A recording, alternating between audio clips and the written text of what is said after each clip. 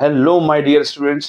अब आपके एग्जाम सीएसजीएम के अंडर में बिल्कुल नजदीक खड़े हुए हैं और अब हम लोग लेके आए हैं ब्रह्मास्त्र, जिसके अंडर में आप अपने एमकॉम की स्टैटिस्टिकल एनालिसिस को पेपर को हम लोग एनालाइज करेंगे कि क्या आपको पढ़ना चाहिए जिससे आपका पेपर बहुत अच्छा रहे। अगर मैं प्रिसाइज फॉर्म में बात करूं पेपर पैटर्न के अकॉर्डिंगली, तो सेक्शन ए, सेक्शन बी और सेक्शन सी ये आपका पेपर का पैटर्न रहना चाहिए। सेक्शन ए में 9 क्वेश्चंस आपको मिलेंगे जो 5 मार्क्स ईच होंगे, दैट मींस 45 वेटेज।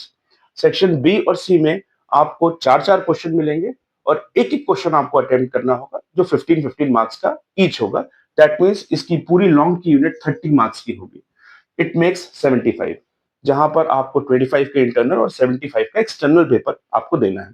मैं अगर सेक्शन ए को लेकर बात करूं और शॉर्ट आंसर की बात करूं, तो शॉर्ट क्वेश्चन में सबसे पहला क्वेश्चन आप लोग प्रिपेयर करिए प्रोबेबिलिटी। प्रोबेबिलिटी का न्यूमेरिकल, प्रोबेबिलिटी के न्यूमेरिकल में आपको कौन सा क्वेश्चन पढ़ना चाहिए? जैसे कि कोई वर्ड हो और उसके कितने परम्यूटेशंस बन सकते हैं, जैसे वर्ल्ड स्टेटिस्टिक्स, वर्ल्ड डेली या कोई भी वर्ड जिसके परम्यूटेशंस बनाए जा सकते हैं, ऐसे क्वेश्चन को प्रिपेयर करिए। या फिर अगर 53 संडेज पढ़ते हैं या लीप ईयर में या नॉन लीप ईयर में, तो उसमें कितनी प्रोबेबिलिटीज बन सकती हैं। तो इस तरह के क्वेश्चंस को आप जरूर पढ़िए सेक्शन ए के लिए प्रोबेबिलिटी में। नेक्स्ट है कोरिलेशन। छोटा कोरिलेशन का न्यूमेरिकल आपको जरूर मिल सकता है सेक्शन ए के लिए। मैं अगर बात करूं नेक्स्ट, तो थ्योरी है हमारे पास। एक थ्योरी क्वेश्चन सैंपलिंग की बहुत ही इंपॉर्टेंट है, जिसमें उसकी इकोनॉमिकल एनालिसिस के बारे में आपको बताया जा सकता है। ये सेक्शन ए के लिए तो इंपॉर्टेंट है ही है, सेक्शन बी या सी में यानी लॉन्ग में भी पूछा जा सकता है, तो बहुत डिस्क्रिप्टिव तरीके से आप पढ़ें। नेक्स्ट है chief characteristics of theoretical frequency distribution. Theoretical frequency distribution में नॉर्मल, बाइनोमियल और पॉइजन तीनों की डिस्ट्रीब्यूशंस क्या हैं और उन तीनों की फीचर्स क्या हैं, कैरेक्टरिस्टिक्स क्या हैं, उनको आप जरूर अच्छे से पढ़िए। ये पेपर के लिए बेहद इंपॉर्टेंट है। नेक्स्ट है why are the two regression lines. Regression में एक बहुत इंपॉर्टेंट थ्योरी बनती है कि दो रिग्रेशन लाइन की होती है, जैसे हमें पता है X on Y and Y on X. इसके बारे में आप जरूर पढ़ें। What is ANOVA? ANOVA that means analysis of variances, जहां पर क्या उनकी चीफ कैरेक्टरिस्टिक्स है, इनको भी आप थ्योरी के लिए बहुत इंपॉर्टेंट है। ये 6 क्वेश्चन वेरी इंपॉर्टेंट। इसी के एडिशन 4 क्वेश्चन में और बता रहा हूं आपको। बाइनोमियल एक्सपेंशन इंटरपोलेशन में न्यूमेरिकल आप देखिए, हालांकि ये अब सिलेबस में नहीं है, बट फिर भी एक इंपॉर्टेंट एस्पेक्ट है, आप इसको जरूर पढ़ें, जहां पर आपको एक मिसिंग फिगर शायद कैलकुलेट करने को मिल सकती है। Chi square test, its features and its importance.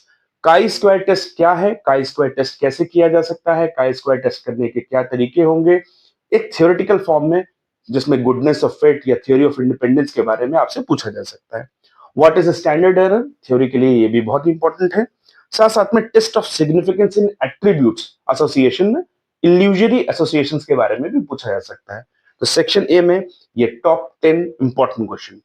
BC की मैं अगर बात करूं लॉन्ग टर्म की, तो इसमें टोटल 8 क्वेश्चंस आएंगे, वो कहीं भी कुछ भी हो सकते हैं।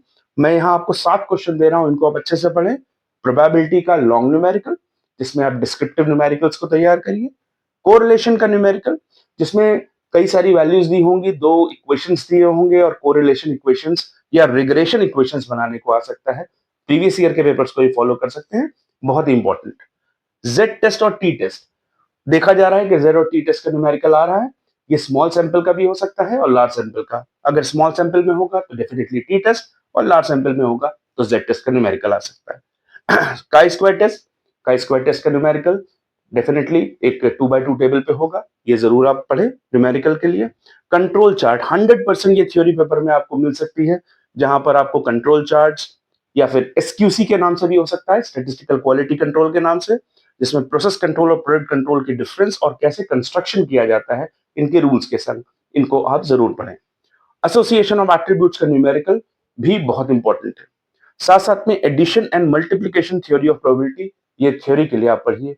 ये या इस तरीके से आप अगर पढ़ते हो तो आपका पेपर बहुत अच्छा होना चाहिए। All the best for the examination. Thank you.